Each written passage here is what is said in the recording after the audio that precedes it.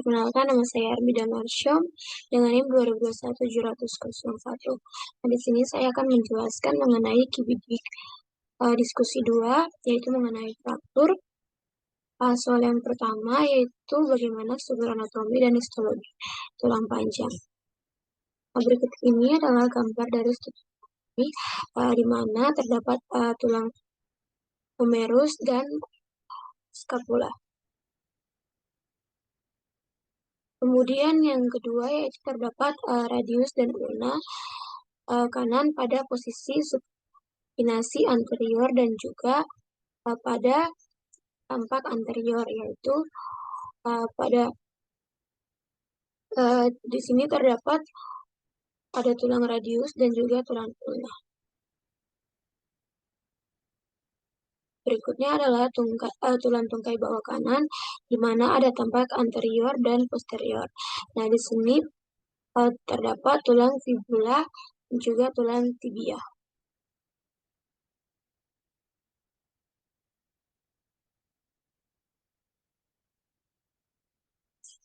Berikut ini adalah gambar di mana gambar oksifikasi endokondronal, pembentukan tulang panjang, potongan longitudinal. Berikut ini adalah gambar dari oksifikasi endokondronal juga pada zona oksifikasi. Yang kedua yaitu struktur anatomi apa yang ada di daerah lutut, termaksud saraf dan pembuluh darah utama daerah lutut.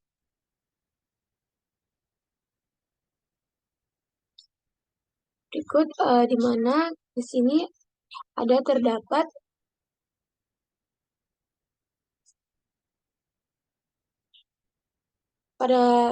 terdapat tulang patella, ada patella di mana ada beberapa otot, yaitu terdapat meniscus medialis dan ligament collateral tibialis. Berikut ini adalah di mana pada struktur tulang panjang ini terdapat pembuluh darah arteri yang berada di sekitar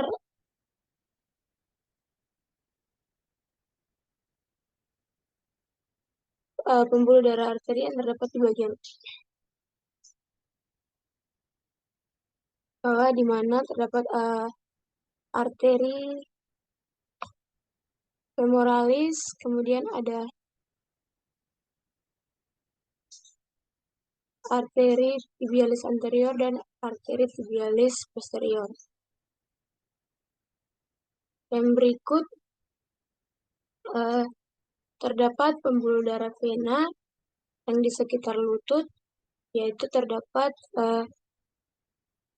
vena femoralis,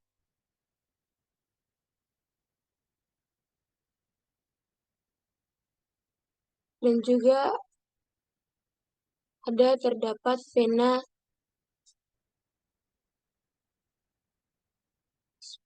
spamena magna.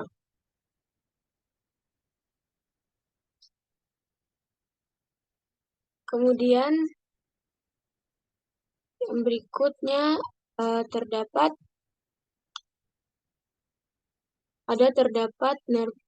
nervus suralis dan nervus subhenus. Kita masuk pada soal yang berikut, yaitu bagaimana kinesiologi dan biomekanika normal pada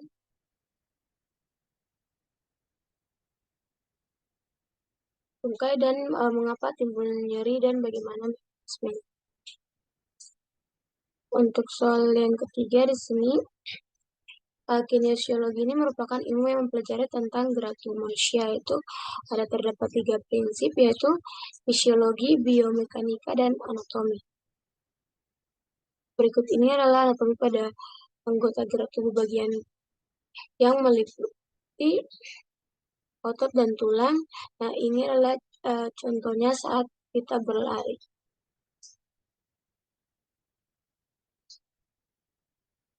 Kemudian terdapat 2 komponen yang mendukung pada saat berlari, di mana panjang langkah itu stride leg, dan frekuensi langkah atau stride frekuensi. Nah, panjang langkah ini merupakan kemampuan kecepatan individu yang dapat diukur dari seberapa besar jarak yang dihasilkan dalam satu kali melangkah, yaitu driving pace, bike pace, dan super pace. Yang pertama ada driving pace. Ini adalah fase di mana jarak horizontal center of gravity atau COG tubuh berada di depan kaki saat kaki akan take off. Kemudian flight pace ini adalah fase di mana jarak horizontal COG tubuh berada dalam posisi di udara. Kemudian yang ketiga ada super pace, adalah fase di mana ujung kaki yang menampak atau memberi support berada di depan dari jarak horizontal COG tubuh. Kemudian gerakan melangkah yang berulang-ulang secara bergantian antara tungkai kanan dan kiri disebut siklus melangkah atau beat. Nah, frekuensi melangkah atau stride frekuensi ini di mana adalah jumlah langkah yang dibuat pelari dalam waktu tertentu yang ditentukan oleh seberapa lama waktu tempuh untuk menyelesaikan satu langkah. Semakin lama waktu berputaran kaki untuk menghasilkan langkah, maka semakin sedikit langkah yang dibuat dalam waktu tertentu dan sebaliknya. Nah, berikutnya adalah contoh dari gerakan drive pace, bike pace, dan super pace. Berikut nomor 4, yaitu mengapa timbulnya nyeri atau bagaimana mekanismenya. Nah, mekanisme dari timbulnya nyeri di sini yang pertama yaitu hematoma, di mana adanya penumpukan darah abnormal di luar pembuluh darah. Kemudian bukan histamin, dan berikutnya iskemik atau aliran darah yang berulang. Setelah adanya iskemik ini juga memicu edema atau pembengkakan, di mana pembengkakan ini itu disebabkan oleh berlebihnya cairan yang terjadi dalam jaringan tubuh. Kemudian menimbulkan fraktur atau patah tulang dan dislokasi, di mana dislokasi ini atau tulang atau sendi yang bergeser di luar dari posisi normalnya.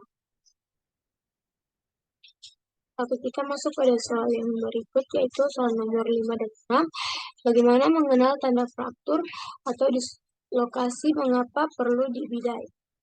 Berikutnya tanda fraktur, di mana ada deformitas, ketegangan, pembekakan, kehilangan fungsi, memar, gerakan abnormal, dan krepitas, spasme otot, perubahan neurovaskular, nyeri, dan syok.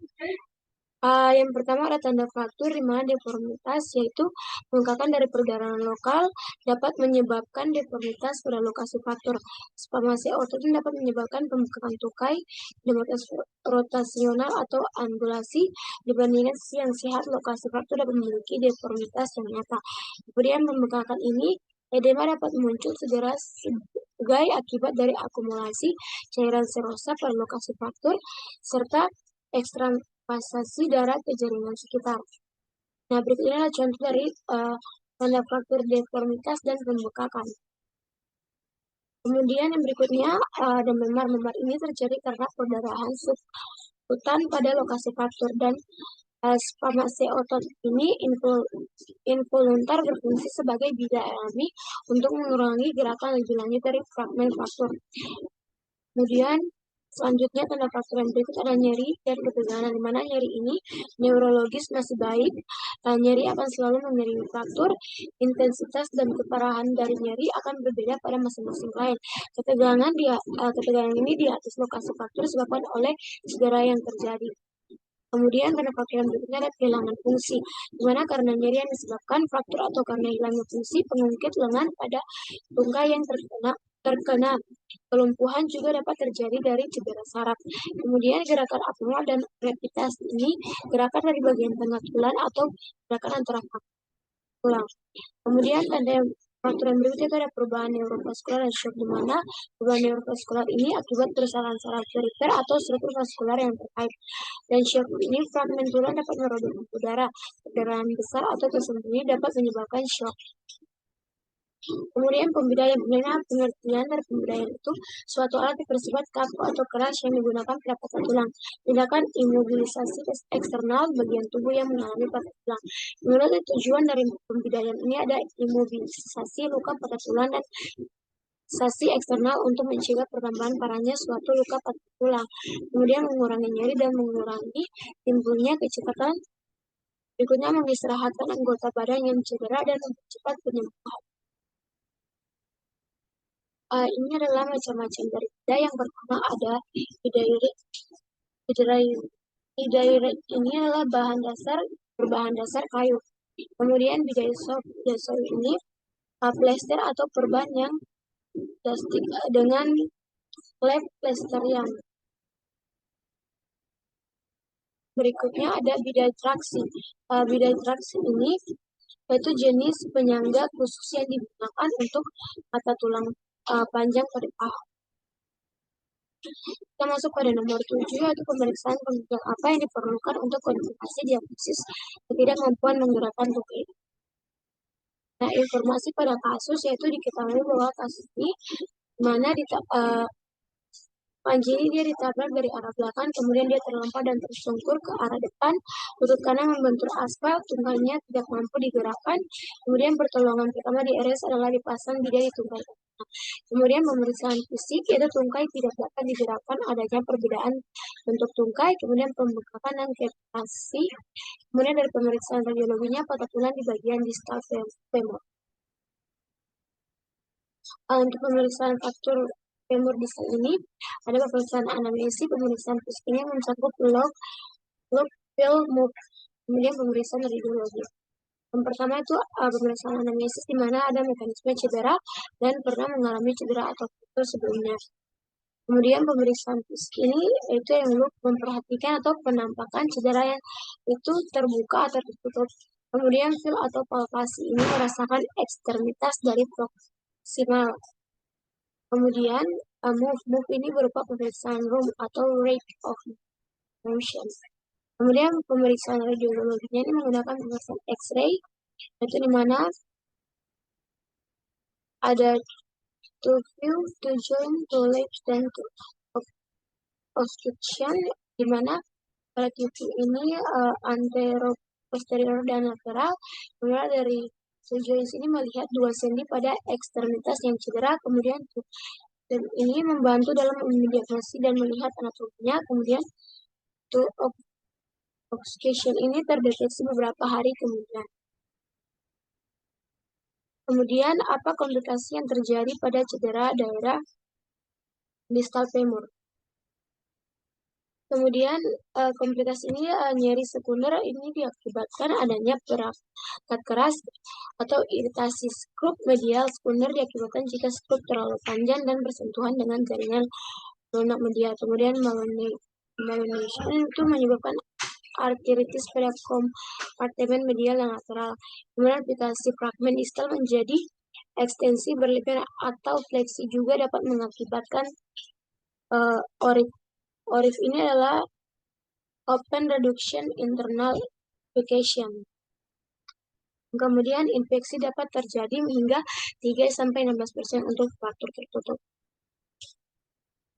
Berikutnya, fraktur femur distal ini merupakan cedera yang relatif umum yang meliputi suprakondiral dan interkondiral. Kemudian fraktur femur distal tetap menjadi tantangan seperti sering kombinatif intra atau artikular dan melibatkan tulang osteoporosis yang membuat fikasi sulit dicapai. Kemudian faktor femur distal merupakan insiden patah tulang yang terjadi dalam distribusi bimodal yang mana seorang mengalami trauma setelah kecelakaan. Faktor femur distal disebabkan oleh cedera kecelakaan, trauma, dan cedera terbuka atau cedera yang memiliki risiko tinggi untuk mengalami cedera vaskular. Nah, salah satu penyebab lutut femur distal adalah cedera pada lutut. Ini bisa mengalami cedera beberapa jaringan menyusun lutut seperti tulang rawan atau tulang yang dapat terganggu pada jaringan penyusun. Yang akibat cedera itu bisa berupa tulang rawan robek, dislokasi tulang patah tulang, sindrom nyeri, dan perdarahan. Kemudian kita masuk pada soal yang ke-9, bagaimana penggolongan faktur, apa yang mendasarinya. Definisi dari faktur ini adalah kerusakan struktur kontinuitas jaringan tulang. Fraktur dapat disebabkan akibat insiden trauma, stres repetitif, atau melemahnya tulang secara abnormal atau faktur patologis. Kemudian klasifikasi faktur ini terbagi menjadi 12. Yang pertama itu faktur berdasarkan tempat, yaitu faktur femur, humerus, tibia, clavicula, ulna, radius, kulis, dan yang lainnya. Kemudian yang kedua ini berdasarkan keluasan, di mana terdapat dua bentuk faktur, yaitu faktur komplit dan faktur inkomplit. Yang ketiga itu berdasarkan bentuk garis patahannya. Terdapat 9 jenis faktur berdasarkan jenis atau bentuk garis patahan. Ada transverse faktur, oblique faktur, spiral faktur, conminute faktur, segmental faktur, kemudian ada green stick faktur dan compression faktur. Yang berikut adalah berdasarkan fragmen tulang, yaitu ada faktur simpel, itu terdiri dari 2 fragmen, kemudian faktur multiple atau komunitif ini remuk, kemudian faktur segmental itu terdiri dari lebih dari 2 fragmen. Ini adalah gambar dari fragmen tulang simpel, komunitif, dan segmen. Yang berikutnya berdasarkan posisi fragmen, yaitu fragmen undisplaced atau tidak bergeser. Ini garis patahan lengkap, tetapi kedua fragmen tidak bergeser, dan periosteum ini masih utuh. Kemudian faktor displaced atau bergeser terjadi pergeseran fragmen tulang yang juga disebut lokasi fragmen. Kemudian berdasarkan hubungan fragmen tulang dan jaringan sekitar, yaitu ada faktor tertutup, faktor yang fragmen tulangnya tidak mempunyai hubungan dengan dunia luar. Kemudian faktor terbuka ini faktor yang fragmen tulangnya itu pernah berhubungan dengan dunia luar. Kemudian faktor komplikasi ini faktor yang disertai kerusakan jaringan saraf, pembuluh darah, atau organ yang ikut terkena. Kemudian faktor patologis, yaitu faktor yang disebabkan oleh adanya penyakit lokal pada tulang sehingga kekerasan dapat menyebabkan. Kemudian yang ketujuh itu berdasarkan sifat patah atau luka yang ditimbulkan. Ini ada faktor terbuka dan faktor tertutup. Yang berikut adalah pada faktor tertutup ada klasifikasi tersendiri yang berdasarkan keadaan jaringan lunak sekitar trauma, yaitu di sini ada tingkatnya, yaitu tingkat derajat itu faktor yang biasa dengan sedikit atau tanpa cedera jaringan lunak sekitarnya. Kemudian tingkat derajat 1 yaitu faktor dengan abrasi, dangkal, atau memar kulit dan jaringan subkutan. Kemudian tingkat derajat 2 itu faktor yang lebih berat dengan kontusion jaringan lunak bagian dalam dan pembengkakan. Kemudian tingkat derajat 3 itu cedera berat dengan kerusakan jaringan lunak yang nyata dan ancaman sindroma kompartemen. Yang berikutnya adalah faktor terbuka bila terdapat hubungan antara fragmen dengan dunia luar karena adanya perlukaan kulit. Nah, di sini ada tipe 1 dari tipe 1 hingga tipe 3C, di mana tipe yang pertama itu panjang lukanya itu kurang dari 1 cm. Tidak ada bukti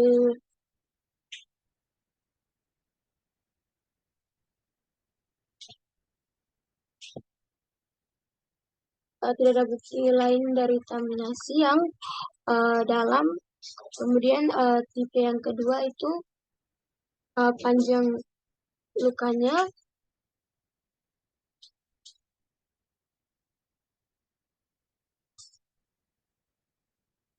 itu lebih dari 1 cm, di mana tidak ada kerusakan jaringan lunak. Kemudian tipe 3 ini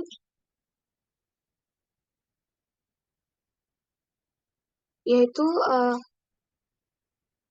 yang sangat terkontaminasi dan mengalami kerusakan jaringan lunak yang ekstensif dan kerusakan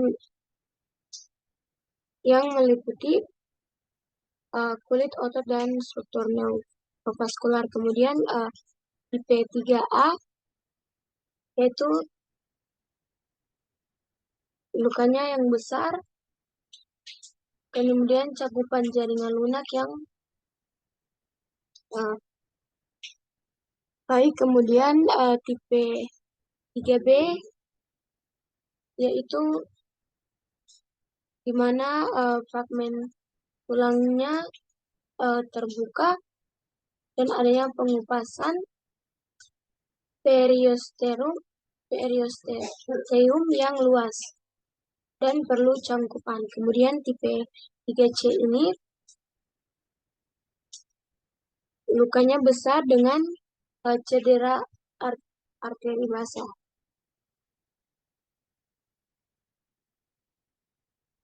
Yang berikut yaitu berdasarkan bentuk garis fraktur hubungannya dengan mekanisme trauma. Di mana berikut ini adalah contoh gambar dari pembentukan fraktur yang hubungannya dengan mekanisme trauma. Berikutnya berdasarkan kedudukan tulangnya itu tidak adanya dislokasi dan adanya dislokasi ini adanya dislokasi ini terbagi menjadi 4, yaitu ada aksim yaitu membentuk sudut, kemudian ada atlautus yaitu fragmen tulang berjauhan, kemudian longitudinal ini berjauhan memanjang, kemudian atlauticum contractionum ini berjauhan dan memendek. Yang berikut berdasarkan posisi fraktur yaitu satu batang tulang menjadi 3 bagian, yaitu ada bagian sepertiga proksimal, sepertiga medial, dan sepertiga distal, di mana sepertiga proksimal ini tuh dia mendekati. Kemudian yang distal itu menjauh dan yang medial itu di bagian tengah. Berikutnya adalah fraktur kelelahan atau fraktur akibat tekanan yang berulang-ulang. Ini paling sering terlihat pada tibia atau fibula atau metatarsal, terutama pada atlet atau penari dan rekrutan tentara. Yang terakhir itu faktor patologis, di mana faktor yang diakibatkan karena proses patologis tulang.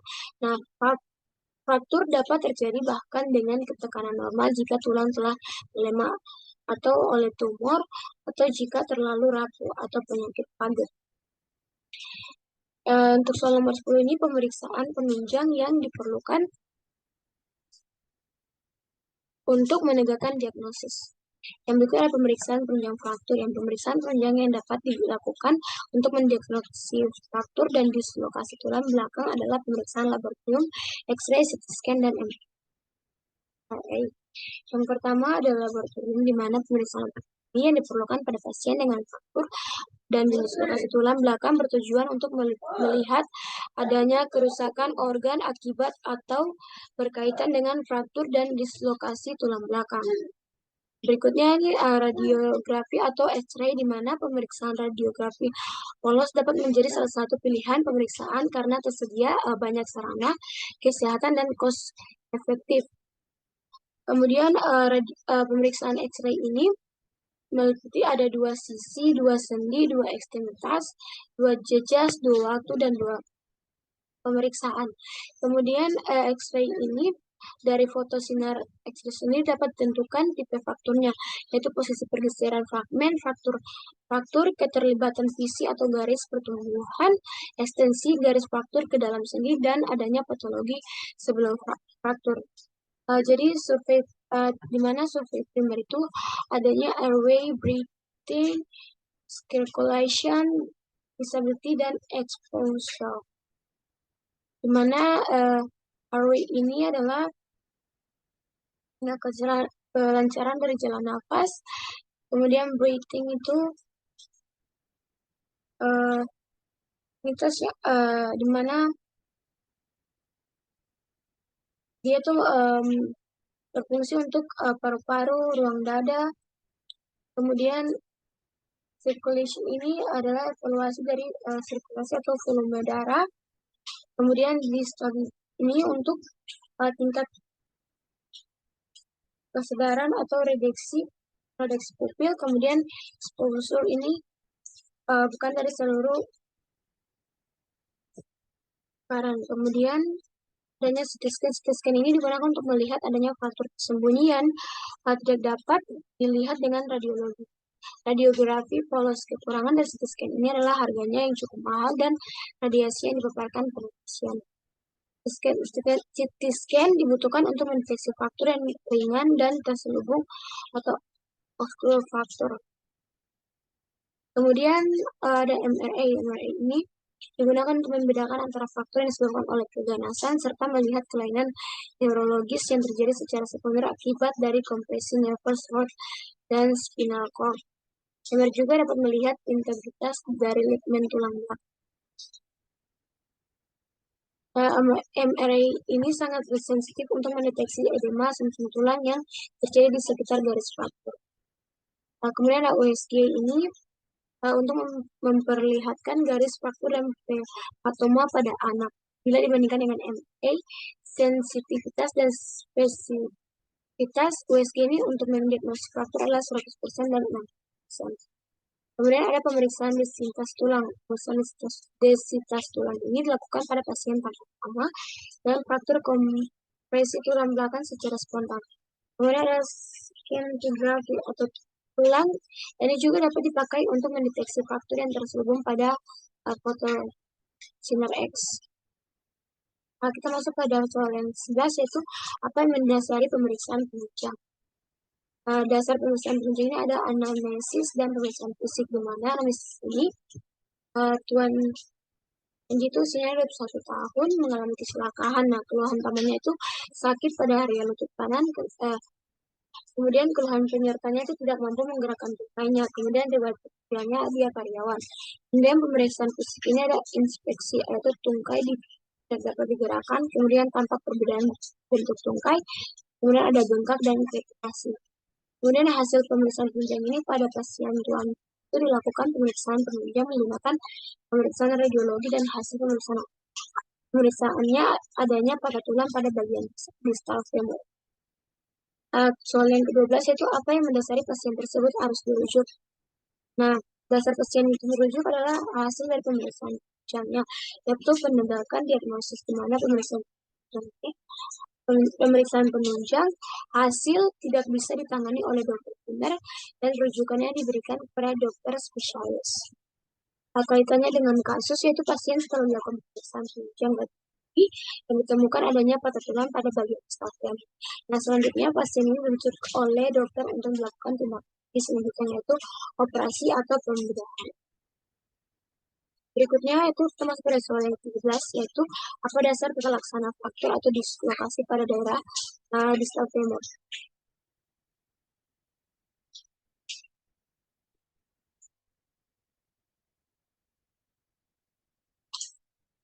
Berikut adalah pengertian tata laksana, yaitu menurut KBBI ini cara mengurus atau menjalankan perusahaan dan sebagainya. Kemudian fraktur itu patah tulang disebabkan oleh trauma atau tenaga fisik. Kemudian dislokasi itu pindahnya permukaan sentuhan tulang yang menyusun sendi.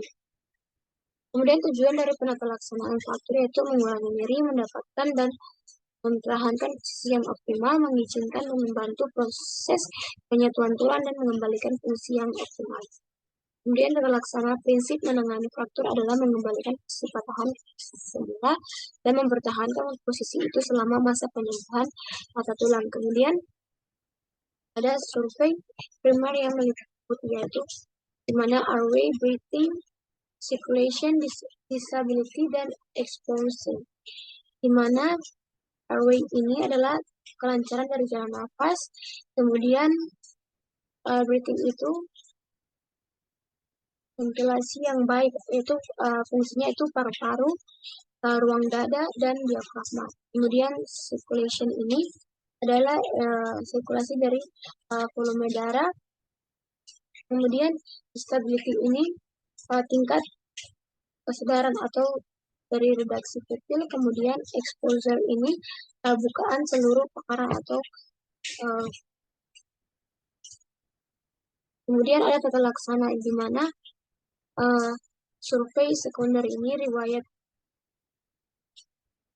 ANPLI, ANPLI, kemudian pemeriksaan fisik, pemeriksaan radiologi, ada kemudian mencegah cedera, iskemia atau reperkusi, terus menghilangkan dan mencegah sumber-sumber potensial kontaminasi, kemudian imobilisasi bagian ekstremitas yang dicurigai fraktur. Kemudian di sini ada pembidayaan atau traction sprain, di mana penata laksanaan medis ini ada diagnosis, reduksi, intervensi, imobilisasi fraktur, dan rehabilitasi. Kaitannya dengan kasus yaitu yang pertama di rumah sakit itu Panji segera diberi pertolongan. Dia dipasang bidai pada tungkai kanannya. Kemudian yang kedua, Panji ini seorang karyawan laki-laki berusia 21 tahun mengalami kecelakaan lalu lintas. Sepeda motor yang dikendarainya ditabrak sebuah truk dari arah belakang. Nah, ia terlempar ke arah depan dan tersungkur sehingga lutut kanannya membentur aspal. Ia tampak kesakitan sekali dan tidak mampu menggerakkan tungkai.